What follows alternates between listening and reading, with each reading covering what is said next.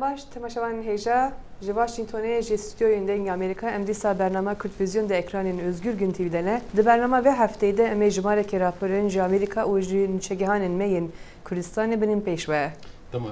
Temaşavan hêja dem baş. Di berdewamiya civata giştiya salane netewên yekbûyî li New Yorkê pir serok û rêberên cîhanî beşdarî nav vê civatê bû.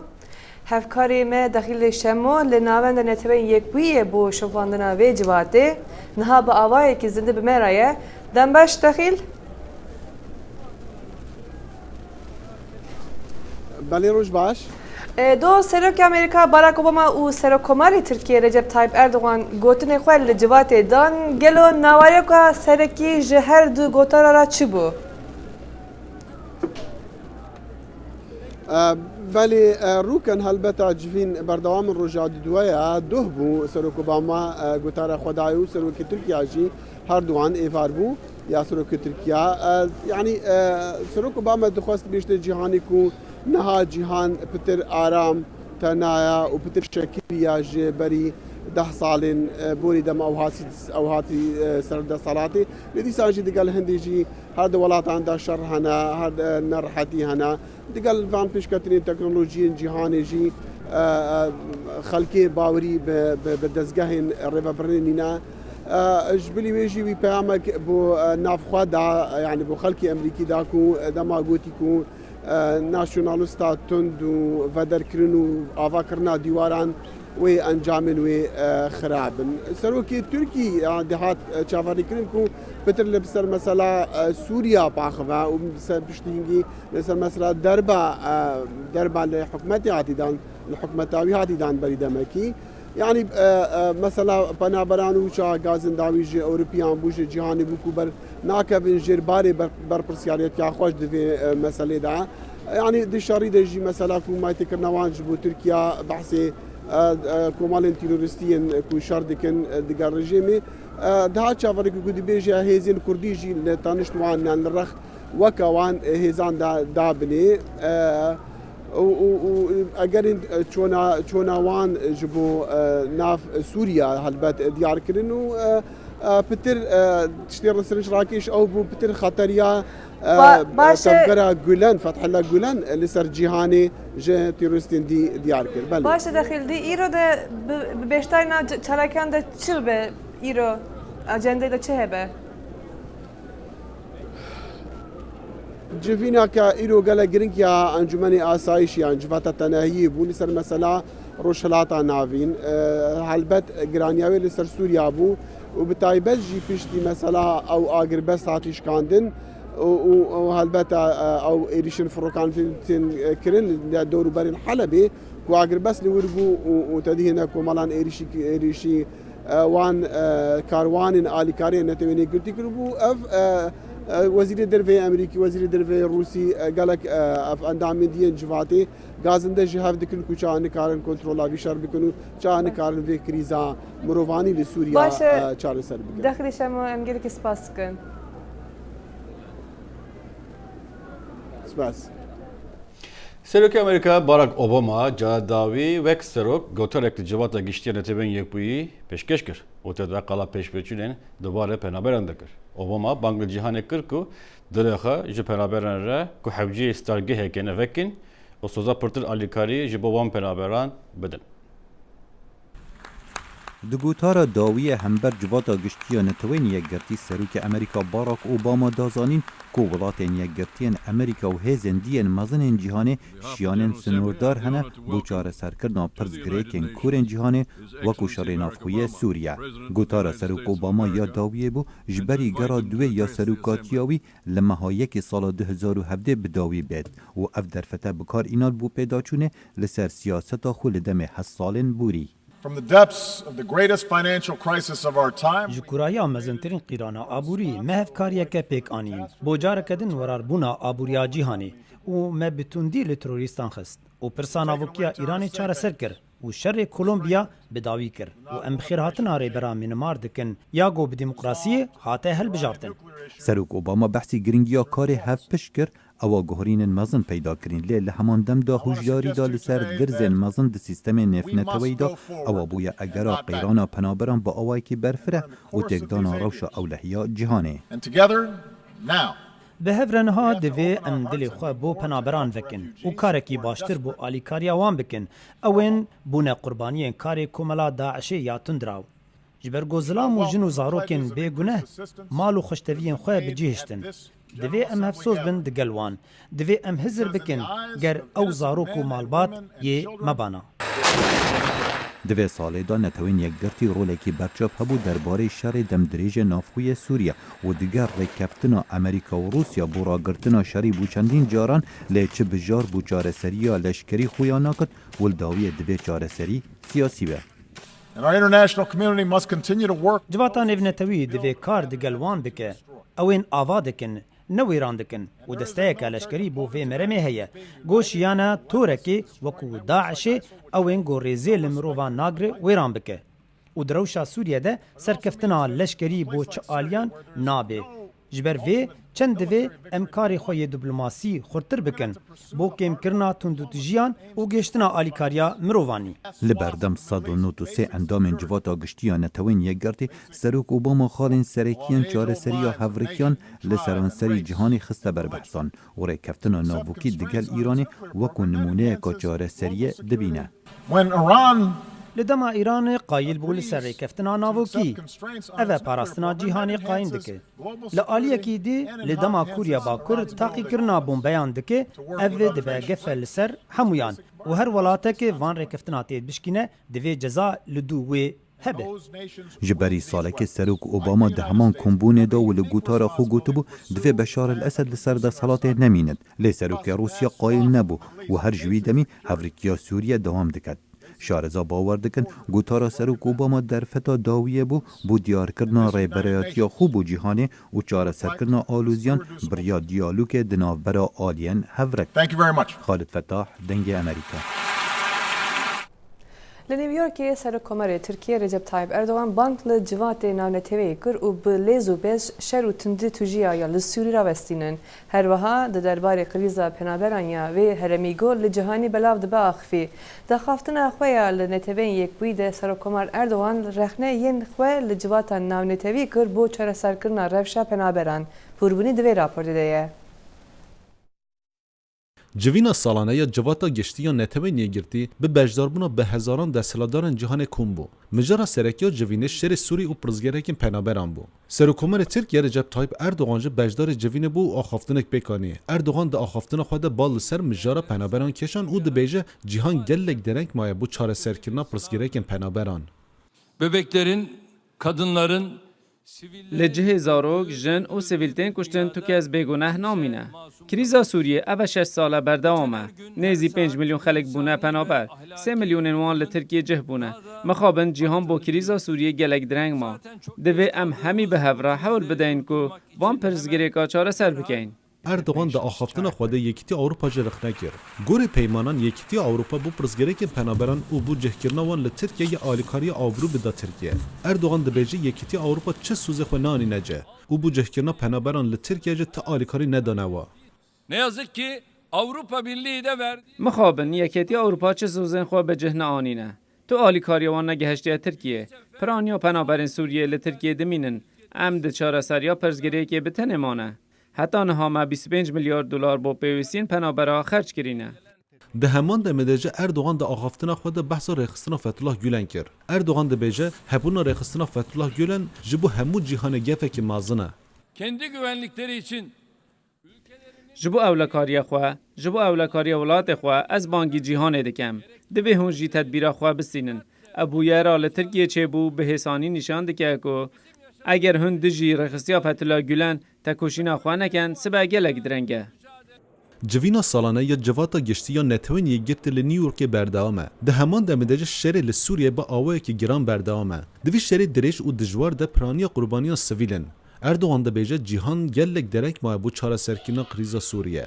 Pirsa herê girin di vê civînê de ka pirzgerekên penaberan yê çabe çareserkirin. Aramacar, Dengê Amerîka.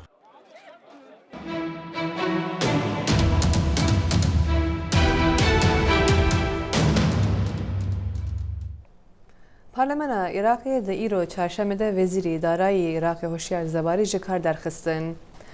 Bi piraniya dengdana Parlamena Iraqê li ser tavanên gendelî û kiryarên nebirêk û pêk karderxistina Birêz Zebarî bi demekî de hat ku dibe ev bandorê li ser aboriya Iraqê bike. Ku Iraq yek ji sereke welatê ku berhemdana niftê dike. Wekî tê zanin ku Birêz Zebarî Kurd e û berê niha bi salan karê Wezareta Derve Iraqê birêve dibir, wek û wezîr û ser kêşiya guftugoyên asta bilind ya IMF sindoqa diraviya navnetevî dikir ji bo standina alîkarî yên aborî ji Avrupa. Aboriya Iraqê ya ku bi piranî li ser berhemdana niftê ye di sala 2014 de û ji ber şerê Daişê ziyanekî mezin gihîştiye û vê û asa wê kêm bûye.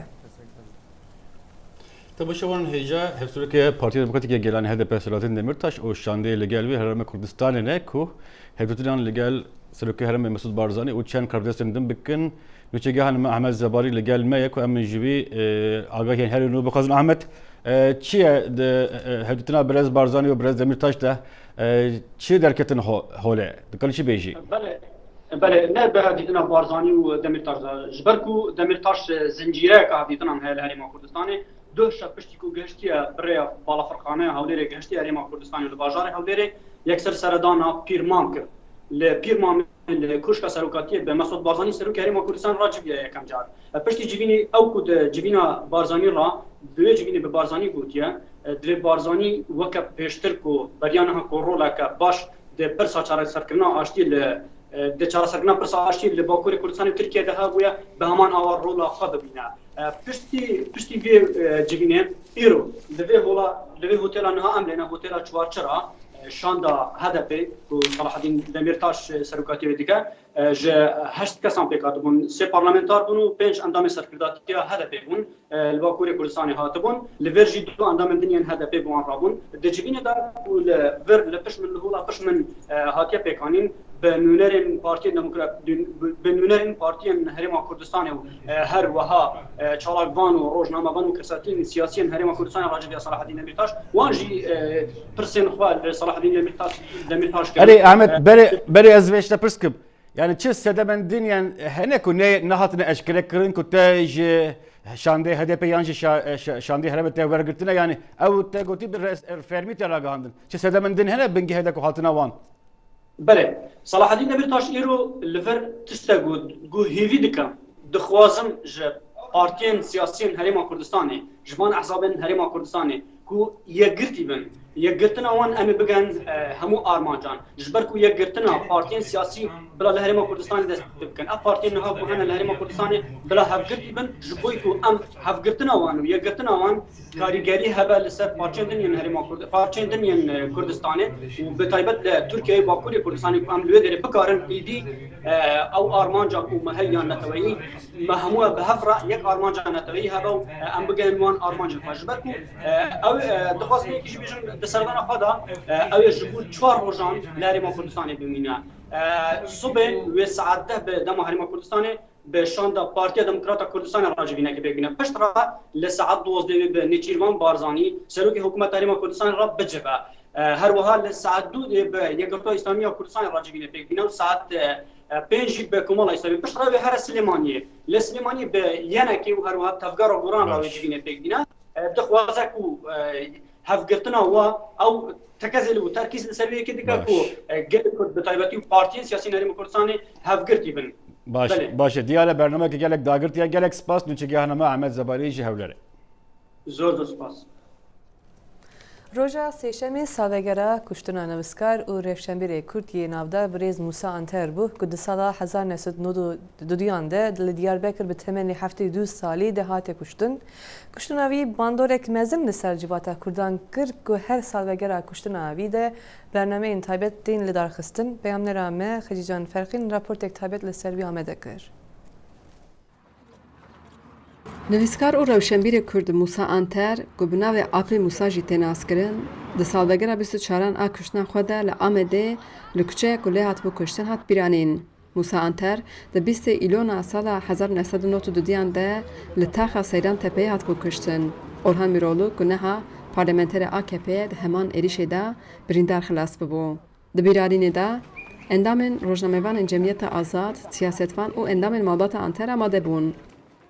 Serokê Cemiyeta Rojnamevanên Azad Haqîb Oğan di bîranînê de axaftinê kir û got ji Musa Anter heta rojname, rojnamegeriya Kurdî di bin zext û zorê de ye. Wî daxuya kirin neha zexta dewletê hin zêdetir biye lê şagirtên Musa Anter pênûsa wî li erdê nahêlin. Hevşaredara Amedê Gülten Kışanak ku di eslê xwe de ew jî rojnameger e û bi Musa Anter re xebitiye behsa bîranînê xwe kir.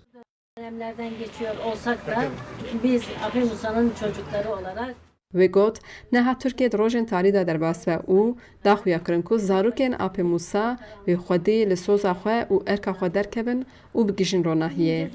Yayın yönetmenliği yapan arkadaşlardan Kurê Musa Anter dijî Anter jî axaftinê kir û got gelek şagirdên bavê wî wesiyeta wî bicîyanîne. Salvegan'la bir sıçare mine.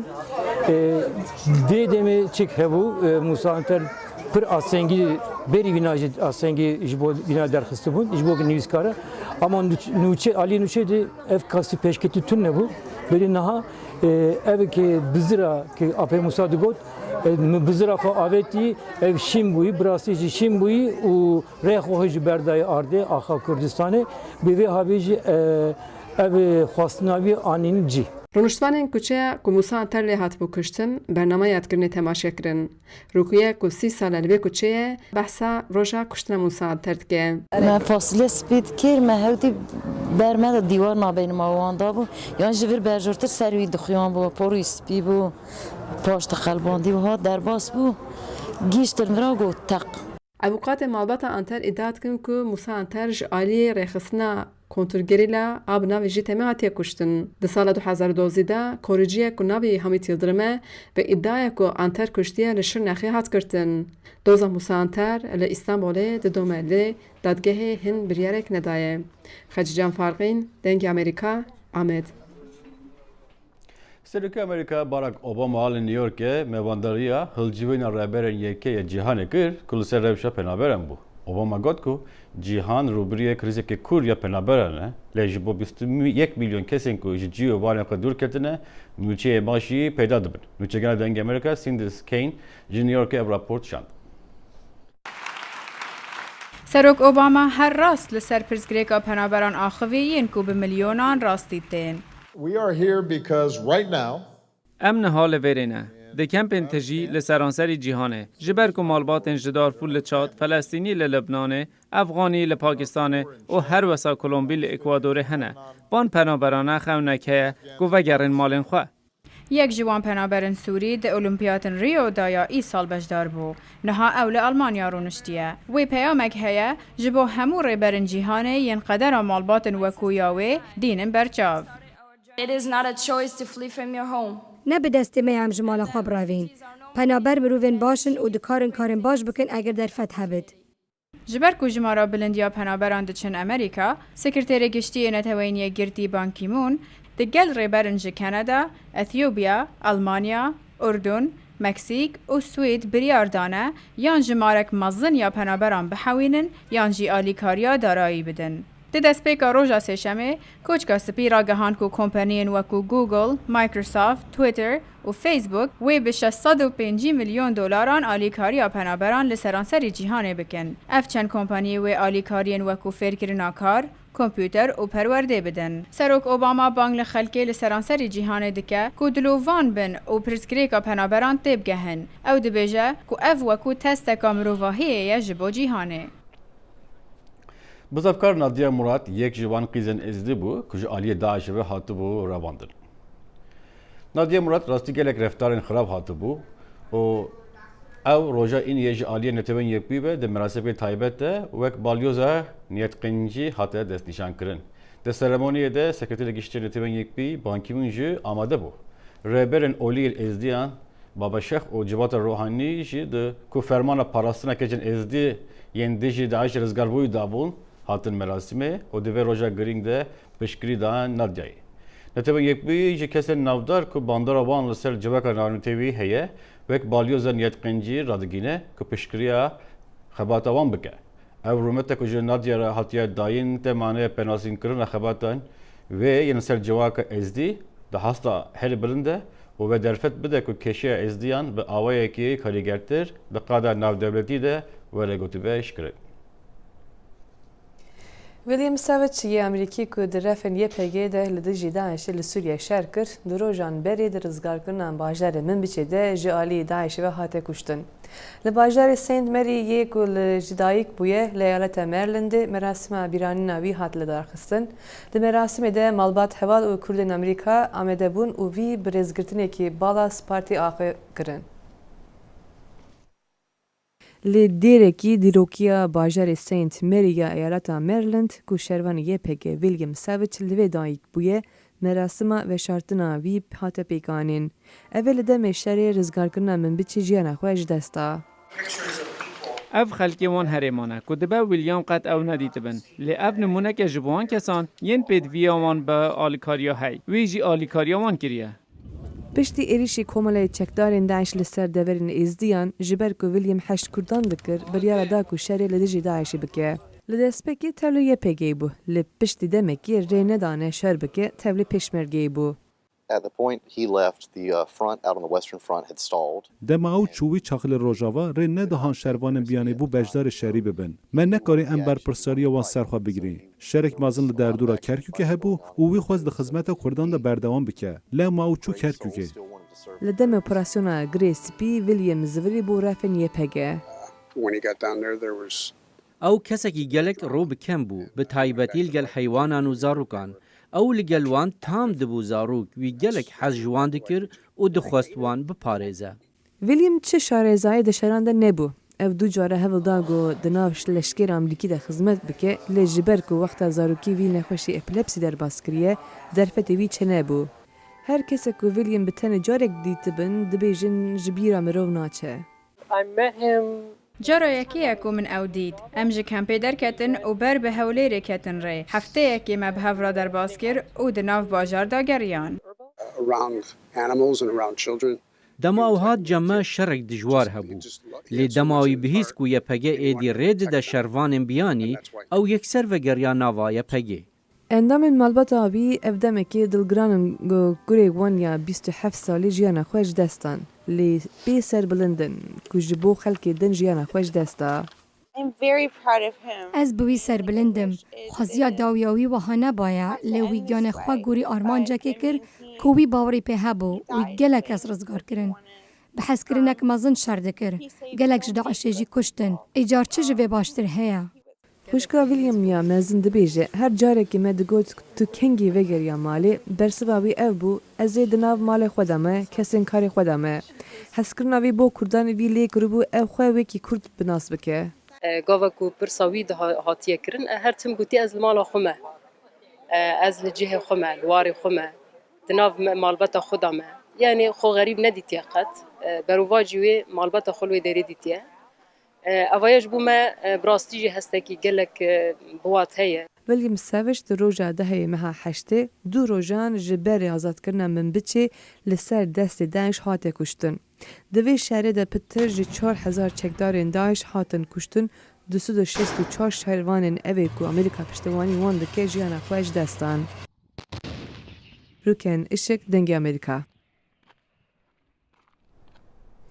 Te encama mayînên ku Daişê çandî bûn de gelek hemwelatî rojava hatine kuştin ku piraniya wan zarokun.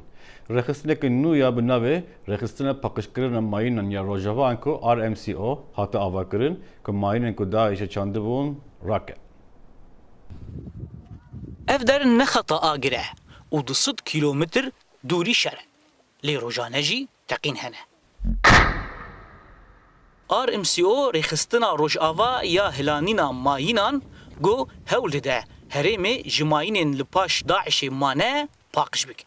Sîpan ew û çend şervanên got dev ji şervantiyê berdane û bi xwedî ezmûnin di vî warî de RMCO beriya du mehan ragihandin. û niha jî çend ciwanên din jî tevlî wan bûne. Xetê gelek mezin in. Xetê 6 kilometr hene, ê 8 kilometr hene, 5 kilometr hene. هذا حمو خاطر ملي شداد هنا ملي هولي هنا ملي مهلبيه هنا براني خوب ملي خاطر حسكي دنا لجندي مبروكا لجوري تخمينا RMCO بحزارة ماين هنا û di nava gund de rokêtên nepeqiyayê jî hene. Zarok rojane li rastî wan rokêta û mayînan tên. Piştî got sivîl vegeriya gund millet hatin gelek bi sivîl jiyanan xwe vedek dezda ji ber vê mayînê çinî mabûn hîn nehat bû paqijkirin. Em di nav mayînana ev filatê me em mecbûrîn li vir bijîn. Nêvbera me û mayîna 200 metr zêdetir nîne. Demê em tiştekî bînin em ji rêxistin dibêjin ew tên paqij dikin. RMCO rêxistinek nû ye û bi derfetên xwenî yên xweser di heyama 2 mehan de 5300 mayîn rakirine.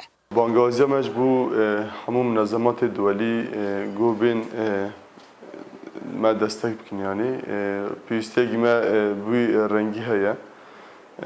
Wek cêk wek terora Daişê berdayê çûmîlê leşkerî de şikest bermahiyê wan hên hene yanî hên mayînê wan vê derê jiyan dikin. Li seranserî başûrî Herêma Kurdî li Sûriyayê şerên dijwar di navbera Kurdan û Daişê de qewimiye. Daişê jî bi hezaran mayîn li wê deverê çandine. Li gorî RMCO wek mînak got tenê li Herêma Holê nêzîkî 80,000 mayîn hene û piraniya qurbaniyên van mayînan jî zarok in. Di navbera van zaroka de û deveran got hatine çandin bi mayînan tenê 200 metro heye. Rojane ev zarokana revê derê dilîzin û dibin xetariya mayîna me. RMCO hewl dide bi derfetên xwenî xweser govê deverê paqij bike ji mayînan. Zana Umer dengê Amerîka navçeya Serêkaniyê. Piştê girtina dibistanan bo demekî dirêj li Kobanî ev dîsa hatin vekirin û şagird vegeriyan dersxane. Dibistanê de zarok bi 3 zimanên Kurdî, Erebî û İngilîzî tên perwerdekirin. Peyamnerê me Mehmûd Balî serdana yek ji wan dibistana kir û ev rapor tinard. Desteya perwerdê ya Kobanî dibistanên bajar û gundewarên Herêmê vekirin da got zarokên Kobanî perwerdeya xwe bi awakî fermî bibînin. Seroka desteya perwerdê li Kobanî Nisrîn Kenan ji dengê Amerîka ra diyar kir got di vê salê da gelek astengî hatin derbaskirin. Herwiha Kenan dazanîn got hejmara dibistanên î sal hatin vekirin ji sala borî bîtirin. Sar مقام دیکنه بود مبدرفت دیسا کیم مهنت دبستان خسر راست کرن رستوران کرن چی کرن بنابرای دباجیر تنه سال آخر 7 دبستان هبون لیه سال مشش دبستان لی زیاده کرن کتن سروا دبستان و شاگرد کارن بود در کده پروردی خوابی بینن اینم کارن بیشتر نواد دباجیر دا 12 دبستان هنر و شاگرد پروردی خوابی بینن. Materyalên got di dibistanan bên dayîn li ser asta sertayî û navînî bi zimanê Kurdî ye. 6 maddeyên sereke ne: zimanê Kurdî, zanyarî, bîrkarî û civakî. Ji bilî zimanê Kurdî piştî refa çaran şagird fêrî zimanê Erebî û İngilîzî dibin. Zimanê Kurdî heye, hem Kurdî çar Kurdî ye, zanyarî, bîrkarî, civakî. و عربی جی چهارم جوردا 4 5 6 تمام خدای رحمی و انگلیسی جی 56 جوردا چهارم انگلیسی چهارم جی تو Vekirina dibistanan li Kobanê rastî gelek astengî hatin. Jê kêmbûna makîneyên çapkirina pirtûkan. Herwiha li gorî hejmara dibistanan kêmayî di kursî û alavên zanyarê da hene. جاری آلا بین دبستان دا اشخاص مد دم بود روز حتی که دبستان مبدوی بونه مقام دیگانه بون آلا بینونا دانش در کرسی مهنه حتی آسی که پیدا بکرنا لیپی بیستی مهن به آلا بونه یا دانش تندر بین کرسی ماموسان آلا بین زنیاری زارو کانن و تشتانا همو هین حوجی مپیه Hêcayek gotinê got gelek akademî û peymangeh li Kobanê hatin vekirin ji bo got sal bi sal mamosteyên zimanê Kurdî û materyalên nû yên hemû maddeyên xwe bi Kurdî amade bikin. Da got li dibistanan şagirdan fêr bikin. Mehmûd Balî dengê Amerîka Kobanê. Tavşan Delal, bu برنامه Kurd Vizyon ve haftaya pêşin em ê bibînin bi xweşî de. Dem baş.